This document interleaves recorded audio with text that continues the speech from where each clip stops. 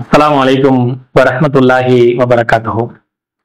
அன்பிற்குரிய சகோதர சகோதரிகளே, அல்லாஹுடைய பேரருளால் மார்க்க தொடர்பான நீங்கள் கேட்கும் கேள்விகளுக்கு நேரலை மூலமாக தங்களுக்கு பதிலளிப்பதை மிக்க மகிழ்ச்சி அடைகின்றோம். நீண்ட இடைவெளிக்கு பிறகு மீண்டும் உங்களை சந்திக்கிறோம். இன்றைய நாளில் முதல் கேள்வியாக சகோதரர் ஆரிஃப் அப்படின்றவங்க கோடம்பாக்கத்திலிருந்து கேட்கிறாங்க. சுன்னத்துல் ஜமாத் நடத்தும் சில பள்ளிகளில் தொழுகைக்கு பிறகு திக்ர் என்று லா இலாஹ இல்லல்லாஹ் என்று 10 முறை கூட்டாக ஓதுகிறார்கள். இது பற்றி நபி வழியில் விளக்கம் தரவும் அப்படின்னு போட்டிருக்காங்க. பொதுவா சுன்னத்துல் ஜமாத் பள்ளிவாசல்கள்ல ஒவ்வொரு தொழுகைக்கு பிறகும் சில நேரங்கள்ல மகரிபுக்கு பிறகு, அசருக்கு பிறகு, இஷாவுக்கு பிறகுன்னு சில துவாக்களை கூட்டமாக ஓதுவது உண்டு. அப்ப அந்த மாதிரி நேரங்கள்ல பள்ளிவாசல்ல லா இலாஹ இல்லல்லாஹ் அப்படின்னு ஒரு திக்ர ஒரு 10 முறை ஓதுறாங்க. இப்படி நபிகள் நாயகம் ஸல்லல்லாஹு அலைஹி வஸல்லம் அவங்க எதுவும் வழிகாட்டிருக்காங்களா, திருமறை குர்ஆன்ல எதுவும் அப்படி சொல்லப்பட்டிருக்கிறதா அப்படின்னு சொல்லி கேட்கிறாங்க. இது போல செய்வதற்கு மார்க்கத்தில் எந்த ஆதாரமும் கிடையாது. பொதுவாக நபிகள் நாயகம் ஸல்லல்லாஹு அலைஹி வஸல்லம் அவங்க கடமையான தொழுகைக்கு பிறகு நிறைய நேரங்கள்ல பல துவாக்களை செஞ்சிருக்கிறாங்க. அந்த துவாக்கள்ல எதையுமே ரசூல் ஸல்லல்லாஹு அலைஹி வஸல்லம் அவங்க சொன்னதை மாதிரி இவங்க செய்யாம கூட்டம் உட்காந்து செய்வாங்க. ஆனா ரசூலா கூட்டா நம்ம ஓத சொல்லி எந்த துவாவும் கடமையான தொழுகைக்கு பிறகு சொல்லல. நிறைய துவாக்களை சொல்லி தந்திருக்கிறாங்க. இப்ப தொழுகை முடிஞ்சவனே நம்ம அஸ்தக்ஃபிருல்லா அஸ்தக்ஃபிருல்லா அஸ்தக்ஃபிருல்லா அல்லாஹும்ம அன்த ஸலாம் வ மின்க ஸலாம் தபாரக்த யா தல் ஜலாலி வல் இக்ராம் இப்படின்னு துவா ஓதுறோம். லா இலாஹ இல்லல்லாஹ் வஹ்தஹு லா ஷரீக லஹு லஹுல் முல்கு வ லஹுல் ஹம்து வ ஹுவ அலா குல்லி ஷைஇன் கதீர் அப்படி ஓதுறோம். அல்லாஹும்ம இன்னி அலா திக்ரிக வ ஷுக்ரிக வ ஹுஸ்னி இபாதத்திக் இப்படின்னு துவா ஓதுறோம். இப்படி நிறைய துவாக்களை பல நேரங்கள்ல பல சந்தர்ப்பங்கள்ல நபிகள் நாயகம் ஸல்லல்லாஹு அலைஹி வஸல்லம் அவங்க நமக்கு ஓத சொல்லி கற்று தந்திருக்கிறாங்க. ஆனா கூட்டா ஓத சொல்லி தந்திருக்காங்களா அப்படின்னாலும் இல்ல. அதே போல இவங்க சொல்றது மாதிரி லா இலாஹ இல்லல்லாஹ் லா இலாஹ இல்லல்லாஹ் அப்படின்ற மாதிரி தொடர்ச்சியாக ஒரு 10 முறை கூட்டாக ஓத சொல்லி செஞ்சிருக்காங்களான்னு பார்த்தா அப்படியும் கற்றுத்தரல. அப்ப கூட்டா ஓதுறதுக்கும் கற்றுத்தரல, இவங்க சொல்ற மாதிரியான துவாக்களையும் கற்றுத்தரல. நபி ஸல்லல்லாஹு அலைஹி வஸல்லம் அவங்க என்ன சொன்னாங்கன்னு சொல்லி ஹதீஸ் கிதாபுகள்ல பதிவு செய்யப்பட்டிருக்கிறது. நபி வழி தொழுகை சட்டங்கள்ன்ற புத்தகத்துல தொழுகைக்கு பிறகு என்னவெல்லாம் ஓதணும் அப்படின்ற துவாக்களை தொகுத்து இருக்கிறாங்க. அதை நீங்கள் வாங்கி படித்தீங்கன்னு சொன்னா குர்ஆன் அடிப்படையில ஆத்தன்டிக்கான துவாக்கள் இருக்கிறது. அந்த வழிமுறையை தான் நம்ம நடைமுறைப்படுத்தணும். இதை செய்யக்கூடாது. ஏன் செய்யக்கூடாது? நபிகள் நாயகம் ஸல்லல்லாஹு அலைஹி வஸல்லம் அவங்க சொன்னாங்க, மார்க்கத்திலே நான் காட்டித்தராத ஒரு விஷயத்தை புதுமையாக யார் உருவாக்குறாங்களோ அது பித்ஆ, அது நவீனம் என்று சொன்னாங்க. குல்லு பித்அத்தின் லலாலா, ஒவ்வொரு புதுமையும் வழிகேடு. குல்லு லலாலத்தின் ஃபின்னார், ஒவ்வொரு வழிகேடும் உங்களை கொண்டு போய் நரகத்துல சேர்த்துரும் ரசூலுல்லாஹ் சொன்னாங்க. அப்ப இது மார்க்கத்துல சொல்லப்படாத ஒரு விஷயத்தை நானா உருவாக்கி ஒன்று செஞ்சா அது புதுமையாயிரும். அந்த புதுமை ஒவ்வொன்றும் வழிகேடாயிடும். அந்த ஒவ்வொரு வழிகேடும் நம்மளை கொண்டு நரகத்துல சேர்த்துரும். அப்ப நம்ம செய்யறது எதுக்காக செய்யறோம்?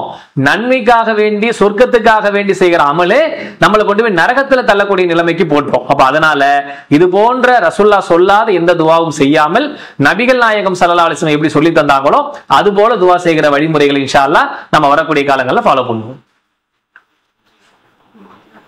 அடுத்து இன்னொரு சகோதரர் கேட்கிறாங்க, திருநெல்வேலியில இருந்து இஸ்மாயில் அப்படின்ற சகோதரர் கேட்கிறாங்க, ஒரு தொழில் தொடங்கும் போது நிறைய தடைகள் வந்தால் அந்த தொழிலை தொடரலாமா, இல்லை அது அல்லாஹ்வின் அறிகுறி என்று விட்டு விடலாமா?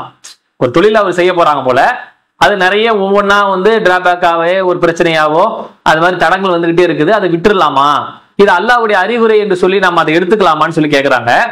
இது போன்ற சிக்கலான சூழ்நிலைகள்ல நபி ஸல்லல்லாஹு அலைஹி வஸல்லம் அவங்க ஒரு காரியத்தை நீங்க துவங்க போறீங்க அப்படின்னு சொன்னா நமக்கு சில வழிமுறைகளை சொல்லி தந்திருக்கிறான். ஒரு காரியத்தை, ஒரு கடையை துவக்கலாமா, ஒரு பிசினஸ் ஆரம்பிக்கலாமா, அல்லது ஒரு ஸ்கூல்ல கட்டலாமா, இப்படின்னு நிறைய நன்மையான காரியத்தை செய்யறதுக்காக வேண்டி நம்ம முயற்சி பண்ணுவோம். அதுல சில சிக்கல்கள் வரும். அந்த சிக்கல்கள் வரும் பொழுது அதை ஒரு சோதனையா கூட நம்ம எடுத்துக்கொள்ளலாம். இவன் செய்யறானா செய்யலையா? இப்போ உதாரணத்துக்கு ஃபஜ்ர் தொழுகணும் அப்படின்னு நம்ம நியத் வைக்கிறோம்.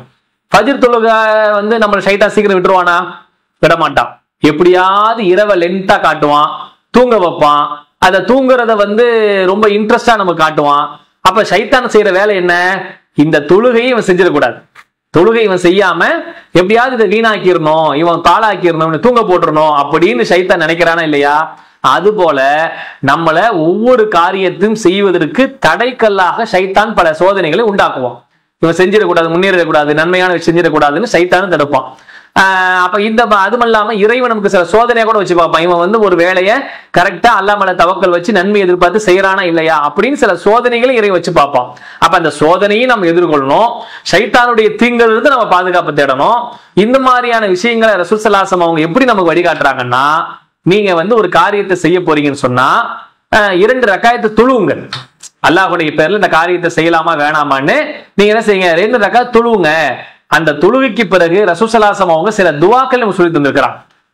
தொழுகைய நாம தொழுதுட்டு துஆவை செஞ்சு அந்த தொழுகையின் மூலமாக துஆவின் மூலமாக அல்லாஹ் இந்த காரியத்தை இறைவா நன்மையா இருந்தா எனக்கு லேசாக்கித்தா, தீமையா இருந்தா என்னை இதை விட்டு தூரமாக்கிது அப்படின்ற தொழுகை ரசூல் ஸல்லல்லாஹு அலைஹி வஸல்லம் துஆவை நம்ம கற்றுத்தந்ததன் மூலமாக இறைவன் நமக்கு இலகுவாக இருந்தால் அதற்கான சூழ்நிலை உண்டாக்குவான். அது தீமையா இருந்தா அதை இறைவன் தடுத்துருவான். அப்ப உங்களுக்கு இது மாதிரியான விஷயத்தை உள்ளத்துல தொழுது நமக்கு செய்ய வேண்டாம் அப்படின்னு தடையாக போடுகிற சூழ்நிலை வந்துச்சுன்னு சொன்னா அதை விட்டுருங்க. இல்ல செய்யணும்னு தோணுது, ஆனா சில தடங்கள் வருது. அது நல்லதுதான், இந்த காரியத்தை செய்ய போறது எனக்கு பிடிச்சிருக்குது, நன்மையா இருக்குது, செய்யணும்னு தோணுது, ஆனா சில சிக்கல்கள் எங்கெங்க வருது. இது ஏதோ ஒரு சோதனையோ ஷைத்தானுடைய ஊசலாட்டமாக இருக்க வாய்ப்பு உண்டுன்னு சொல்லி அதை கடந்து நாம செய்யணுமே தவிர எந்த முயற்சியும் செய்யாம எந்த துவாவும் செய்யாம எந்த காரியத்தையும் நம்ம முற்படுத்தாம ஏதோ தடை வருது அப்படின்னு லேசா தூக்கி போட்டு வேணாம் இது அல்லாஹ்வுடைய அறிகுறி அப்படின்னு மொட்டையாட்டு நம்ம எடுக்கக்கூடாது. இது போன்ற முயற்சிகள் எல்லாம் செஞ்சு அது தடையா இருக்கும் பட்சத்துல அல்லாஹ் நம்ம தடுத்திருக்கிறான்ற அடிப்படையில் எடுத்துக்கலாம். அடுத்து இன்னொரு சோர் கேட்கிறாங்க. கடைநல்லூர், தென்காசி பக்கத்துல உள்ள கடைநல்லூர்ல இருந்து சவர் அஜ்மல் அப்படின்றவங்க, மக்காவில் ஆண்களும் பெண்களும் சரிசமமாக நின்று தொழுகிறார்கள், எந்த திரையும் போடவில்லை.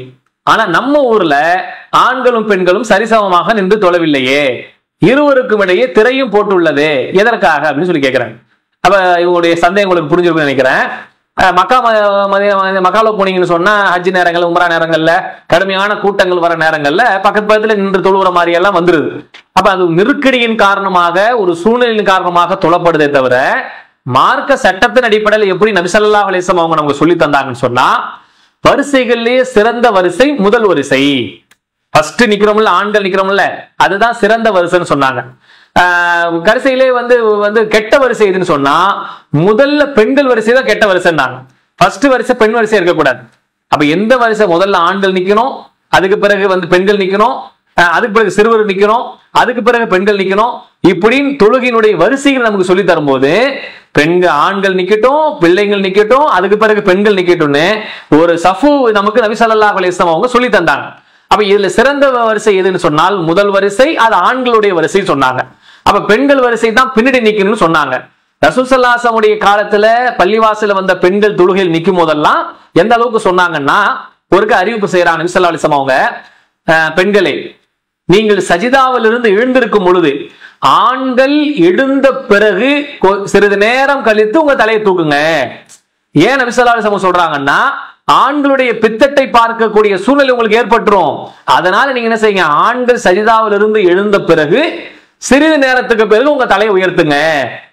அப்ப இதுல இருந்து என்ன தெரியுதுன்னா, ஆண்களுக்கு பின்னாடிதான் பெண்கள் நின்றுருக்காங்கன்னு தெரியுது, ஆண்கள் எழுந்த பிறகுதான் பெண்கள் எழுந்திருக்கணும் அப்படின்னு தெரியுது. ஏன்னா ரசூலுல்லாஹ் காலத்துல அந்த மாதிரியான ஒரு சூழ்நிலை இருந்திருக்குது. அந்த பித்தட்டை பார்க்கக்கூடிய சூழ்நிலை வந்துடக்கூடாது. இன்னைக்கு நம்ம ட்ரெஸ் பேண்ட் எல்லாம் போட்டிருக்கோம், ஜிப்பா போட்டிருக்கிறோம், ஃபுல் ஷர்ட்டா போட்டு இருக்கிறதுனால நமக்கு ஒரு பெரிய சிக்கல் இருக்காது. அன்னைக்கெல்லாம் ஆடை குறைவான ஆடை காலம், ஒரே ஒரு போர்வை தான் இருக்கும், அது அப்படியே கழுத்துல இழுக்கி முடிக்குவாங்க, அது முட்டுக்கால் வரைக்கும் வரும், தொடை வரைக்கும் வரும். அந்த மாதிரியான ஒரு சூழ்நிலை தான் அவங்க காலில் இருந்துச்சு. அப்ப பெண்கள் பின்னாடி இருந்தனாலதான் ஆண்கள் முன்னாடி இருக்கக்கூடியவங்களை பார்க்கக்கூடிய சூழ்நிலை வந்துடும். அதனால நீங்க செய்யாதீங்கன்னு சொன்னாங்கன்னு பாக்குறோம். அப்போ ரசூலுல்லாஹ்வுடைய வழிமுறை சுன்னத்து எப்படின்னு சொன்னா, ஆண்கள், சிறுவர்கள், அதுக்கு பிறகு பெண்கள். அப்ப இப்படிதான் சஃபுடைய வழிமுறையை நபி ஸல்லல்லாஹு அலைஹி வஸல்லம் நமக்கு சொல்லி தந்தாங்க.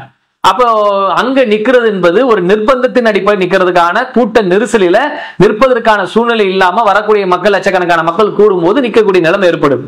அதனால நம்ம அங்க அப்படி நிக்கிறோம்.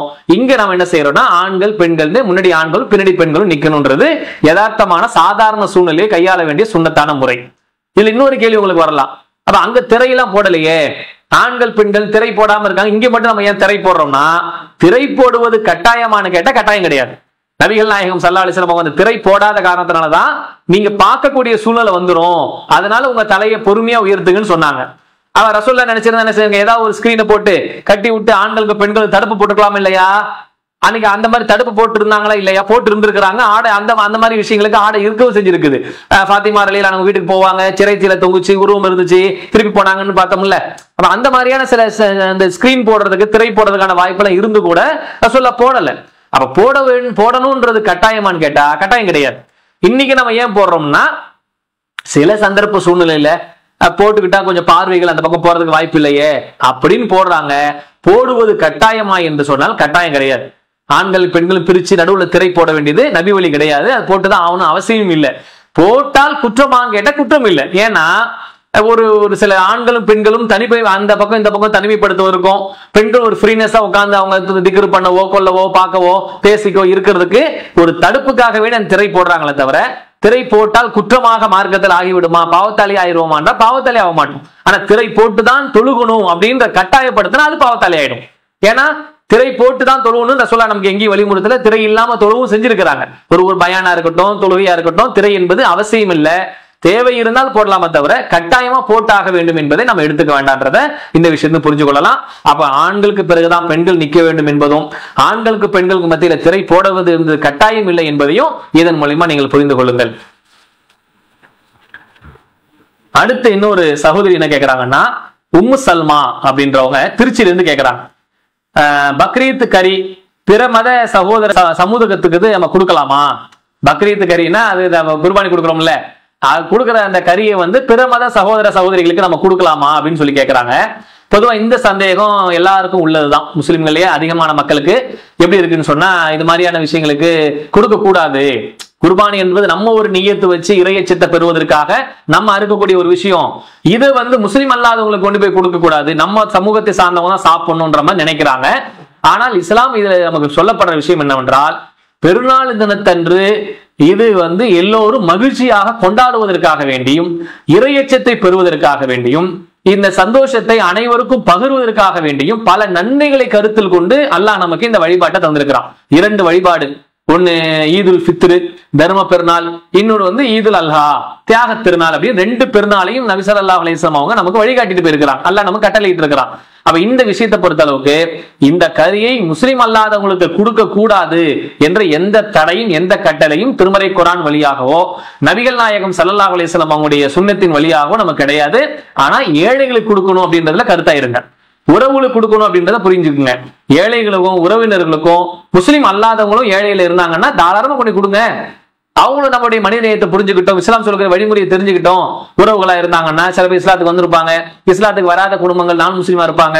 நீங்க எங்களுக்கு பண்டிகை, நாங்க குர்பானி கொடுத்தோம், இந்தாங்க நீங்க கறி சாப்பிடுங்க அப்படின்னு கறியை கொண்டு போய் கொடுங்க, இல்ல சமைச்சு பிரியாணியை கொண்டு போய் கொடுங்க.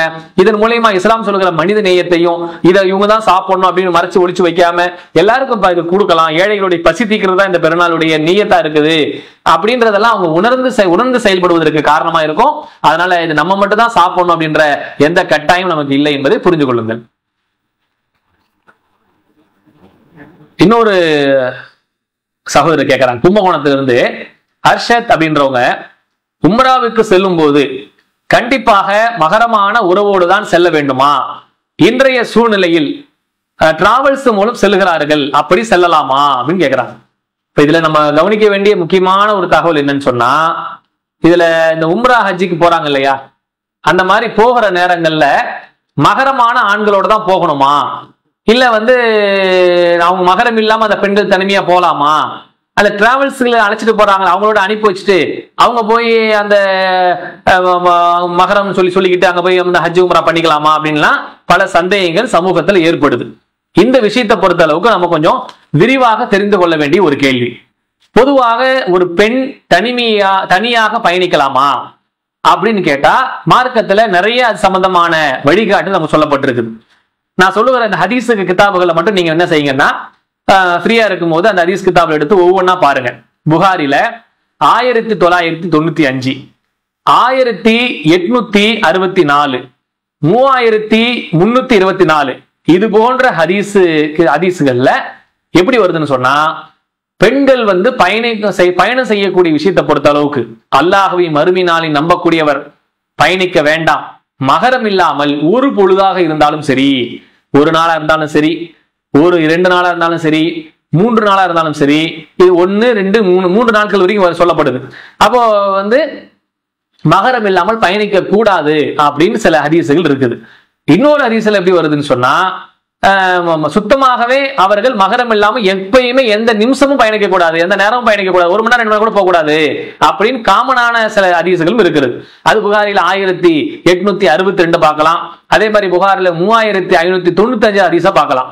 அப்ப இந்த மாதிரி பயண விஷயத்தை பொறுத்த அளவுக்கு இப்படிதான் பயணிக்கணும், இப்படி பயணிக்க கூடாது என்ற கட்டளை பெண்களை பொறுத்த அளவுக்கு சில வழிகாட்டு சொல்லப்பட்டிருக்கிறது. அவங்க பாதுகாப்பா போகணும். ஏன்னா பெண்கள் என்பவர்கள் பலகீனமானவர்கள். அவங்க போகிற நேரங்கள்ல எந்த வழிமுறை நடக்கலாம், கொலை நடக்கலாம், வன்மங்கள் நடக்கலாம், இது மாதிரியான விஷயங்கள்லாம் நடந்துடக்கூடாது என்ற ஒரு பாதுகாப்புக்காகத்தான் இது சொல்லப்படுது. இப்ப சமீபத்தில் கூட கோயம்புத்தூர் நடந்த அந்த பாலியல் வன்கொடுமையெல்லாம் நம்ம பார்க்க நிறைய செய்தி. கோயம்புத்தூரும் கிடையாது, தமிழ்நாட்டுல, இந்தியாவில், உலகத்துல பல இடங்கள்ல இந்த மாதிரி சந்தர்ப்பங்களை நம்ம கவனிச்சுக்கிட்டே தான் வரோம், பார்த்துக்கிட்டே வரோம். அவ இந்த பெண்களுக்கான பாதுகாப்பை மையப்படுத்தி தான் அவர்கள் மகரம்னா முதல்ல என்ன புரிஞ்சுக்குங்க, அவர்கள் திருமணம் செய்வதற்கு தடை செய்யப்பட்டவர்கள். மகரம்னா என்னன்னா திருமணம் செய்ய அவங்க அண்ணன், தம்பி, மாமா, அது அவங்க கணவர், இது மாதிரியான திருமணம் செஞ்சவங்க, அதாவது திருமணம் செய்வதற்கு தடை செய்யப்பட்டவங்க. இவங்களை தவிர வேற யாரும் கூடயும் அவங்க என்ன செய்யக்கூடாது, பயணிக்க கூடாது. இவங்க தான் கூட இருந்து அழைச்சிட்டு போகணும்னு இஸ்லாம் சொல்லுது. இந்த விஷயங்கள்ல நம்முடைய பொதுவான பயணங்களுக்கு இந்த மாதிரி தான் தடை இருக்கும் பொழுது எப்படி பெண்கள் பயணிக்கிறாங்க, எப்படி நம்ம வெளியே போறாங்க அப்படின்னு சொல்லி சில சந்தேகங்கள் வருது. ஆனா இதே போல பயணிக்க கூடுமா கூடாதான்னு சொல்லி ஆய்வை நம்ம கொஞ்சம் அகலமாக நம்முடைய பார்வையை செலுத்தும் போது தபரானில பதிவு செய்யப்பட்டிருக்கிற 169வது செய்தி நீங்க எடுத்து படிச்சு பாருங்க. நபிகள் நாயகம் ஸல்லல்லாஹு அலைஹி வஸல்லம் சொல்றாங்க, இன்னும் சில கிதாபுகளில் இந்த செய்தி பதிவு செய்யப்பட்டிருக்கிறது. ஒரு காலம் வரும், ஒரு நபித்தோழர் அல்லாஹ்வின் தூதரை கேட்கிறாங்க, அல்லாஹ்வின் தூதரை, நிறைய வழிபுரி, கொள்ளை, இந்த மாதிரியான அநியாயங்கள் நடக்குது, இந்த மாதிரியான பிரச்சனைகள்ல இருந்து நமக்கு மீள்றதுக்கு வாய்ப்பே இல்லையா? இப்படியே நம்ம நிறைய வழிப்புறைகள் நடந்துகிட்டு இருக்குது, கொலை நடக்குது, இந்த மாதிரி சம்பவம் நடக்குது, இதுல இருந்து மீள்றதுக்கான வாய்ப்பு சூழ்நிலை நமக்கு இல்லையான்னு ஒரு நபித்தோழர் நபிகள் நாயகம் ஸல்லல்லாஹு அலைஹி வஸல்லம் அவங்கள்ட்ட கேட்கிறாங்க. அப்படி கேட்கிற நேரத்துல ரசூலுல்லாஹ் சொல்றாங்க, வரும், நீங்க அவசரப்படாதீங்க, மிக விரைவில் அந்த மாதிரியான ஒரு காலம் வரும். ஒரு பெண் அல்லாஹ்வை மட்டுமே அஞ்சுபவள், இறைவனை மட்டும் அஞ்சுவா, யாருக்கும் விட மாட்டா, அல்லாஹ் இருக்கா எனக்கு துணை அப்படின்னு அல்லாஹ்வை அஞ்சக்கூடிய ஒரு பெண் வருவாள். எங்க இருந்து வருவா? யமன்ல இருந்து ஹிரா வரைக்கும் போவா அப்படின்ற ஒரு செய்தி உண்டு. அதே மாதிரி அலரல் மவுத்துல இருந்து சன்னா வரைக்கும் போவா அப்படின்னு இன்னொரு செய்தியும் உண்டு. அப்ப இந்த மாதிரி ஒரு பெண்மணி யாருக்கும் அஞ்சாமல் தனிமையில தன்னிடத்தில் இருக்கக்கூடிய ஆடை ஓனான் அடிச்சிரும் என்ற பயத்தை தவிர அவளுக்கு எந்த பயமும் இருக்காது. அப்படிப்பட்ட நேரத்தில் ஒரு பெண்மணி மக்கா வரைக்கும் பயணித்து போவாங்க அப்படின்னு இருக்கு. அப்ப இந்த விஷயத்தை நீங்க ஆழமா செஞ்சு பாத்தீங்கன்னா, ஒரு பெண்மணி தனக்கு எதுவும் நடக்காது, தன்கிட்ட இருக்கக்கூடிய ஆடு ஒட்டகத்தை ஆடு ஓனாய் தின்னுன்ற பயத்தை தவிர எந்த பயமும் இல்லாமல் இறைவனை மட்டும் அஞ்சுகிற இறையச்சம் உள்ள ஒரு பெண்மணி பயணிச்சு போவா, மக்கா வரைக்கும் வருவா அப்படின்னு நபிகள் நாயகம் ஸல்லல்லாஹு அலைஹி வஸல்லம் அவங்க சொன்ன இந்த செய்தியை வச்சு விரிவாக நம்ம யோசனை செஞ்சு பார்த்தா, பாதுகாப்பாக இருக்கும் பட்சத்தில் ஒரு பெண்மணி பயணிக்கலாம். பொதுவா பாதுகாப்பு கணவனோட போறது, அண்ணன் தம்பியோட போறது, அக்கா தங்கச்சியோட போறது, அப்படி ஒரு மகரமான துணைகளோட சேர்ந்து போகக்கூடியவங்களாக இருக்கும் பட்சத்துல அது சிறந்த பாதுகாப்பு தான், சிறந்த பயணம் தான், அதுல மாற்று கருத்தே இல்லை. எந்த அறிஞர்களுக்கிடையும் எந்த ஆலிம்களுக்கிடையும் அது மாற்று கருத்தே கிடையாது. பாதுகாப்பா போறது இதுதான் சிறந்துன்னு சொல்றாங்க. ஆனால் ஒரு பெண்மணி தனியாக போக வேண்டிய ஒரு சூழ்நிலை ஏற்பட்டால் அவள் போனால் மார்க்கத்துல குற்றவாளியா ஆகிவாளான்னு கேட்டா, பாதுகாப்பாக இருக்கும் பட்சத்தில் அவங்க பயணிச்சாங்கன்னு சொன்னா, அல்லாஹ்வை பயப்படக்கூடிய நிலையில அவங்க போனாங்கன்னு சொன்னா அது பிரச்சனை இல்லை. பொதுவா இப்ப இன்னைக்கு உள்ள நம்ம சமூகத்துல நம்ம பெண்கள் வேலைக்கு போறாங்க, சில காரணத்துக்காக வேண்டி, பொருளாதாரத்துக்காக, நெருக்கடிக்கான சூழ்நிலைக்காக போறாங்கன்னு வைங்களேன், அவங்களுக்கு ஒரு சேஃபான இருக்குது. ஒரு ட்ரெயின்ல பயணிக்கிறேன், ஒரு பஸ்ல பயணிக்கிறேன், அல்லது நான் வாகனத்திலே போனா கூட என்ன தனிமையில அடிச்சிடுற அளவுக்கு இல்லாம பொதுமக்களோட பயணத்தோட பாதுகாப்பா இருக்கிறேன் அப்படின்னா, அந்த மாதிரியான பயணங்களை அவர்கள் தேர்ந்தெடுத்து போனால் இந்த ஹதீஸின் படி அவங்க குற்றவாளி ஆக மாட்டாங்கன்னு தெரியுது. ஏன்? அப்படியான பாதுகாப்பு இருக்கக்கூடிய சூழ்நிலை அந்த பெண்மணி வருவாங்க, மக்கா வரையும் தனியா வருவாங்கன்னு சொல்லப்பட்டிருக்குல்ல. அதை தான் நம்ம இன்னைக்கு என்ன சொல்றோம்னா, இந்த ஹதீஸின் அடிப்படையில உங்களுக்கு பாதுகாப்பு இருக்க பட்சத்தை பிளைட்ல போறீங்க, ஒரு ஹஜ்ஜிக்கோ உம்ராவுக்கோ நீங்க போறீங்கன்னு வைங்களேன், அந்த பிளைட்ல போகிற நேரங்கள்ல அங்க பாதுகாப்பாக 50 பேர், 60 பேர், 80 பேர், 100 பேரோட நம்ம என்ன செய்யறோம், பாதுகாப்போட போய் இறங்க போறோம். அங்க பாதுகாப்பான முறையில செய்ய போறோம். அங்க இருந்து ஏறினாங்கன்னா இங்க இறங்க போறோம். இந்த மாதிரியான ஒரு சூழ்நிலை அமையும் பட்சத்துல அவங்க போலாம். இல்ல எனக்கு இந்த பாதுகாப்பு பயணம் பாதுகாப்பா தெரியல, இந்த பயணத்துல போனா எனக்கு ஏதாவது ஆபத்து இருக்கும் நான் நினைக்கிறேன், இல்ல இந்த மாதிரி சிக்கல் வரும் நினைக்கிறேன்னு சொன்னா அவங்க தவிர்த்துக்கலாம். ஆனா சவுதி அரசாங்கம் மகரம் இல்லாம ஏத்துக்குவாங்களான்னு கேட்டா ஏத்துக்க மாட்டாங்க. அவங்க மகரத்தோட வரணும்னுவாங்க. அதுக்காக வேண்டி இந்த உம்ரா சர்வீஸ்ல இருக்கக்கூடிய அந்நிய ஆண்களாம் மகரம் சொல்லி போட்டு சில பேர் அந்த மாதிரியான ஆட்கள்லாம் கூட்டு போறாங்க. அதெல்லாம் தப்பு, மார்க்க ரீதி அப்படி போயிடக்கூடாது. அந்த மாதிரியான விஷயங்களை செஞ்சிடாதீங்க. அவங்க மட்டும் போறாங்க அப்படின்னு சொன்னா பாதுகாப்பு இருக்கும் பட்சத்துல போகலாம். அவங்க ஏற்றுக்கொண்டால் அங்க பிரச்சனை கிடையாது. இல்லை மார்க்க ரீதியாக இது குற்றமாக பாவமாக வருமானா பாவமாக வராதுன்றதை நம்ம புரிஞ்சு கொள்ளலாம், பாதுகாப்பு இருக்கும் பட்சத்தில். இதுதான் முக்கியமானது. இந்த ஹதீஸ் அடிப்படையில் நீங்க விளங்கிக் கொள்வீங்க நினைக்கிறேன். இன்ஷா அல்லாஹ். அல்லாஹ் ரப்புல் ஆலமீன் அப்படி ஒரு பாதுகாப்பான பயணம் இருக்கும் பட்சத்துல நம்ம அனுமதிக்கலாம். பாதுகாப்பு இல்லை என்றால் நீங்க தவிர்த்து கொள்ளலாம். இல்ல மகரமான ஆண்களோடய நம்ம போயிருவோம், அதுதான் நமக்கு சிறந்தது, மார்க்கம் சொல்லப்பட்டிருக்குது அப்படின்னா அதை நடைமுறைப்படுத்துவது மிக சிறப்பானது. அது உயர்ந்த இடத்துல உள்ளது, அது சிறப்பான ஒரு இது என்பதை புரிஞ்சுக்கொடுங்க.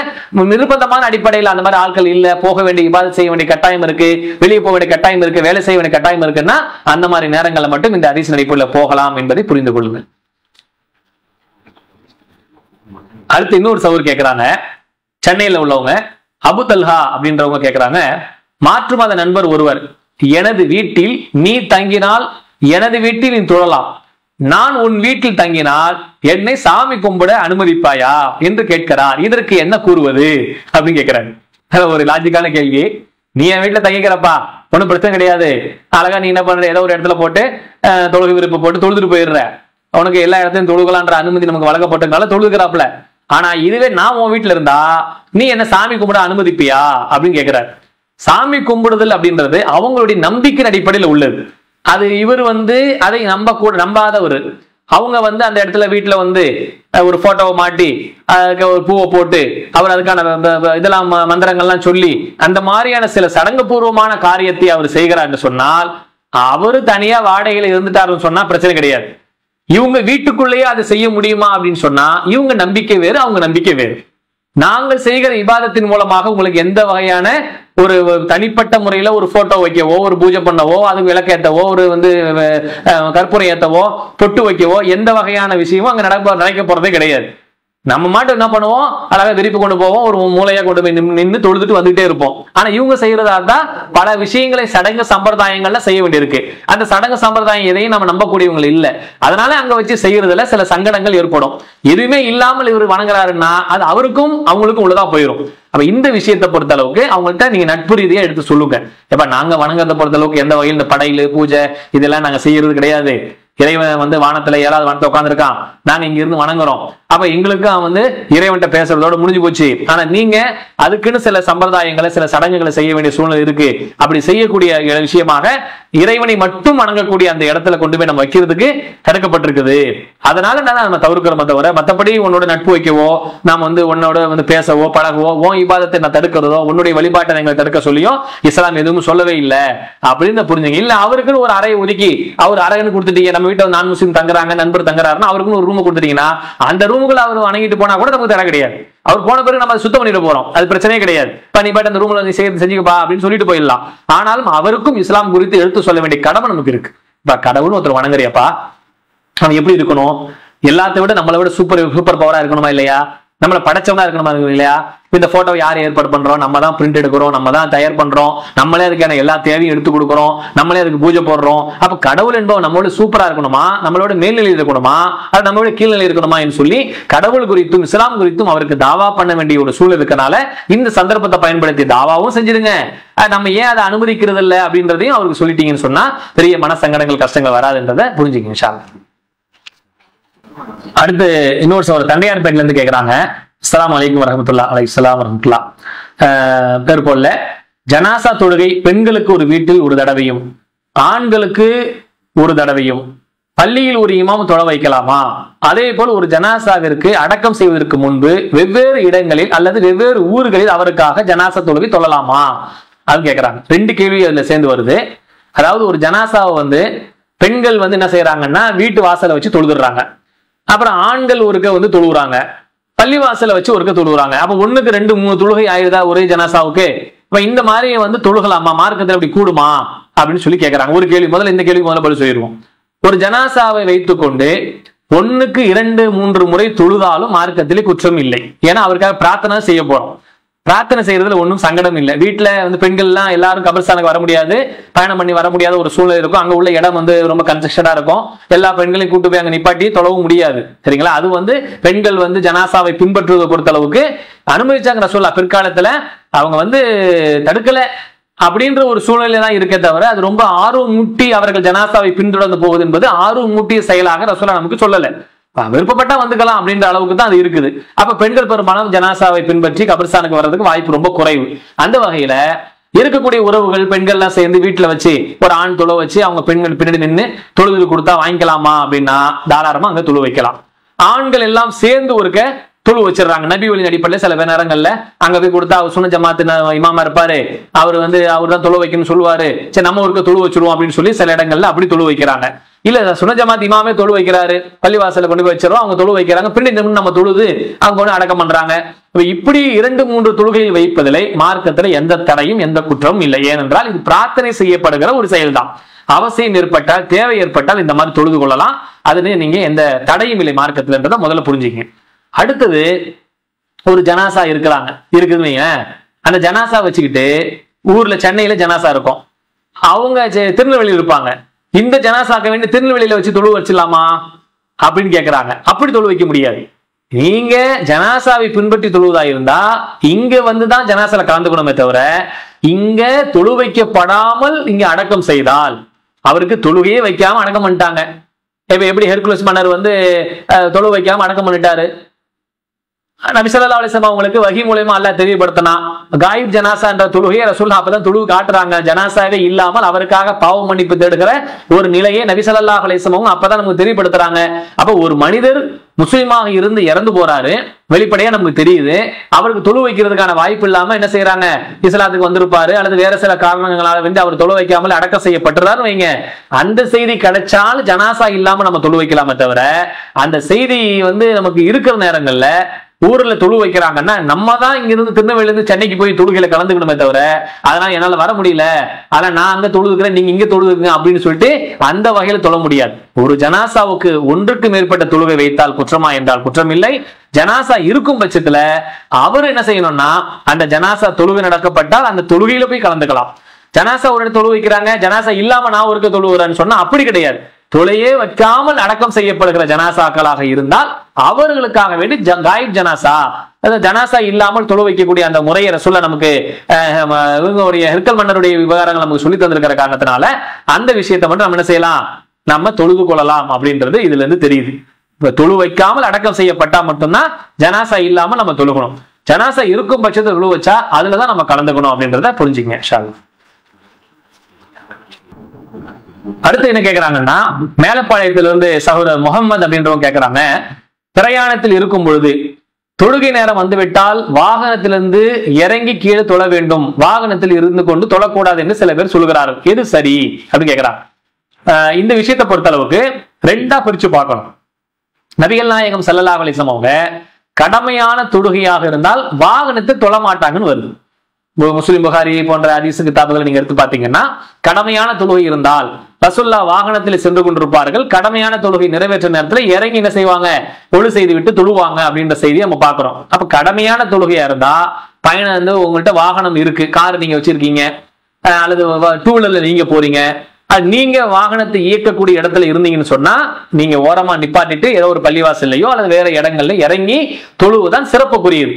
ஆனா ட்ரெயின்ல போயிட்டு இருக்கீங்க, பிளைட்ல போயிட்டு இருக்கீங்க, அது பஸ்ல போறீங்க, உங்க கையில வாகனத்துடைய கண்ட்ரோல் இல்ல, எங்கேயோ போயிட்டு மணிக்கணக்கில் போகுது, 12 மணி நேரம் 13 மணி நேரம் 10 மணி நேரம் போகுது அப்படின்னா தொழுகை நேரம் வந்துச்சுன்னு சொன்னா இப்ப நம்ம கண்ட்ரோல் இல்லாதனால இது விதிவிலக்காய் போகுது.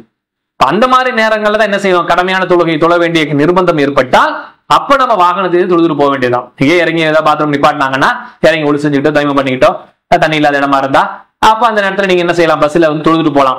உங்க கண்ட்ரோல்ல இருந்து இறங்கி தொழக்கூடிய சூழல் இருந்தால் கடமையான தொழுகையா இருந்தா ரசூலுல்லாஹ் வாகனத்தை தொழ மாட்டாங்கன்னு வருகின்ற அடிப்படையில இறங்கி தொழுவதுதான் சிறப்புக்குரியது அப்படின்னு புரிஞ்சுங்க. சுன்னத்தான தொழுகை வந்து பயணத்தை தொழுவுன்னு ஆசைப்படுறீங்க, ஏதாவது நஃபிலா தொழுவுன்னு ஆசைப்பட்டீங்கன்னா போற போக்குல வாகனத்தை தொழுதுட்டு போகலாம், அது குற்றமா வராதுன்றது புரிஞ்சுங்க. இன்ஷா அல்லாஹ். இன்னொரு தொகை கேட்கிறாங்க, திருப்பூர்ல இருந்து ஷமீர் அப்படின்றவங்க, ஆண்கள் வெள்ளி செயின் மற்றும் பிளாட்டினம் அணியலாமா? ஒரு சில ஆலிம்கள் ஆண்கள் செயின் பிரேஸ்லைட் அணிவது ஹராம் என்று சொல்லுகிறாரு, இது குறித்து தெளிவுபடுத்தவும் அப்படின்னு கேட்கிறாங்க.